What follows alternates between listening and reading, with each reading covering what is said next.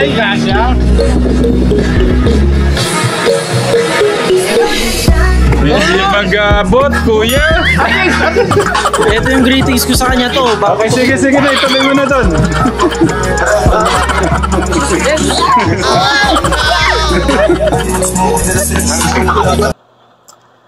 Ayan po, stop po muna natin. Just heads up lamang po in this video is pag-usapan po natin itong naging bonding nga po ng Manalastas family.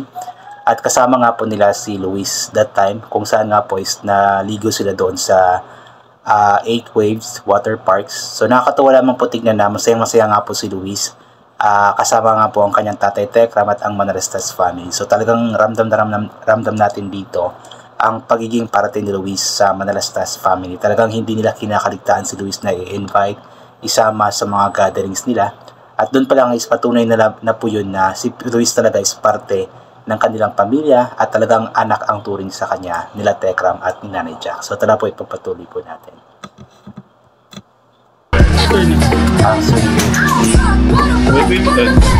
What will you say?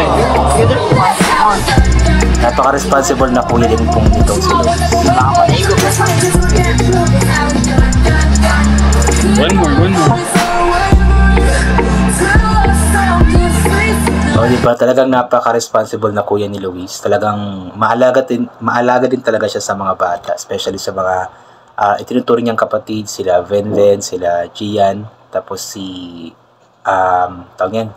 si Ramshan, at maging sila Nico, sila Summer, sila BBGO, sila Travis. Talagang inaalagaan din po ni Luis kasi nga po ang turing niya sa kanila is talagang mga totoong mga kapatid, totoong mga pinsan, totoong kapamilya. At nakakatuwa po yun para sa ating mga viewers na nakikita po si Luis na maalaga po sa mga bata. Hindi lang sa mga totoong mga kapatid niya, kundi sa mga foster kapatid niya at pinsan.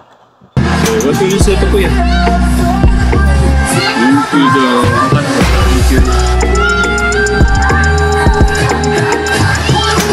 Tayo mo? Hindi talaga kasya. Sa tingin ko, hindi kasya eh. Ay, oo nga. Ayo. Laki mo. Laki mo. Mano yung kamay ko eh? Yan o, gano. Lalaki yan lalo. Tingnan mo. Paano? Baliit. Hindi, sabi niya, ipapalit eh. Pag ginalaw ko naman, lalong lalaki. Sige. Grabe, kitang-kita natin yung kasiyahan ni Luis. Talagang sobrang close din po kasi talaga nila ni Kuya Alvin the Box.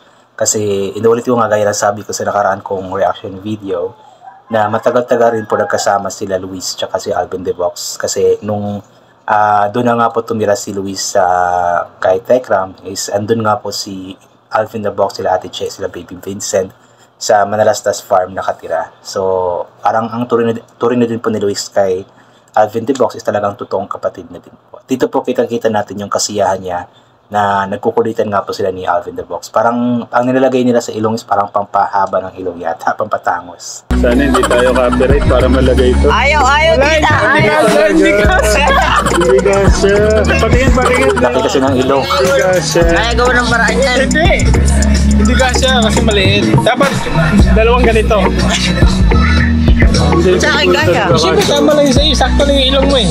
Ano yung sa'yo? Sa akin kasi extra large. Oo. Yung kay kuya medium. Ay, Sa'yo. XL? Parehas tayo extra large. Hindi, sa akin eh. Triple XL. Hindi na sila yung mga kay tatay mo kung kasha. Sige nga kuya, try mo.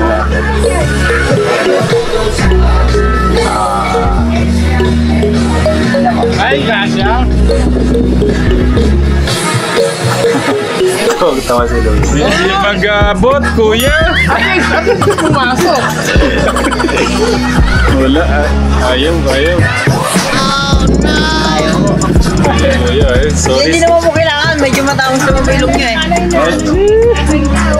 Matangos daw po yung ilong ni tatay kaya hindi na kailangan. Pero yun pa lang po nakikita po natin ba na talagang bumalik na yung closeness nila Tekram siya ni Luis, at kita-kita natin na masayang-masaya nga po si Luis kasama ang kanyang tatay Tekram at ang Manalastas family. So nakakatuwa lamang po tignan kasi wala na talagang barrier yung kumbaga kung ano man po na yung nangyari sa nakaraan, kumbaga parang nakakalimutan na talaga at parang balik na talaga sila sa normal na closeness nila bilang mag-ama. So nakakatuwa po yun para sa ating mga viewers na nakikita po silang dalawa na ganoon. Paano? Ano yan? Bakit? Nakakalimutan. Ito na yung greetings ko sa'yo. Kinarga na. Ano? Ito yung greetings ko sa kanya to. Okay, sige na. Ituloy mo na doon.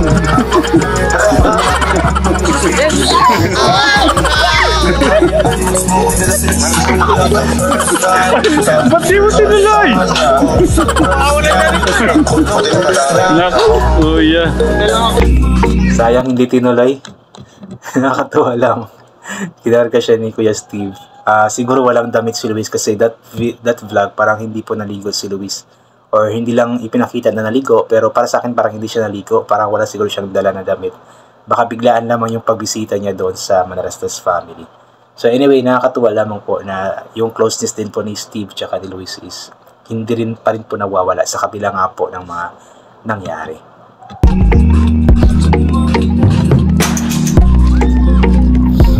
Ang saya.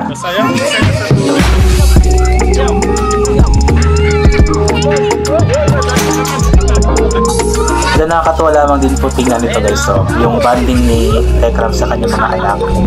Especially nga po kay baby Finfin. Talagang nakakatuwa lamang tingnan na eto si Tekram nagsasaya, hindi lang puro mission yung inisip.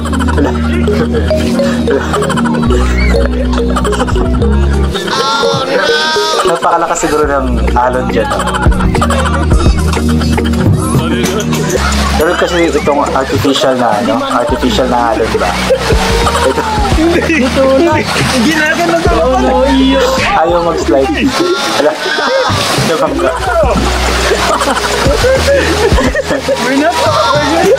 Love trip.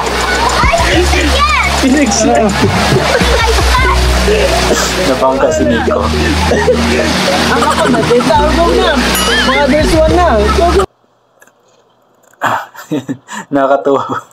Nakakatawa si Tekram na ano siya dun sa wave, yung artificial wave ng 8 waves. Tapos sa slide naman hindi siya nag-slide. Hindi kaya ng katawan, tapos nabangga pa siya ni Nico. Anyway, dun pa lang guys nakikita natin si Tekram na masaya po siya. So ibig sabihin is talagang nakamove on na siya. At mas okay po tong ganito na meron siyang time paminsan-minsan na makabanding nga po ang kanyang pamilya at hindi lang puro mission. Kasi palagi natin nakikita na nasa mission siya, pinoproblema ang problema ng iba, tapos yung kanyang pamilya is hindi na niya nakakabanding pa. So kahit paano sa vlog na ito is nakakatuwa kasi nagkaroon ng time si Tekram na na makipagbanding sa kanyang pamilya, especially sa kanyang mga anak. So yun po, I think hanggang dito na lamang po itong gagawin ko na reaction video. So God bless po sa ating lahat at bye for the now.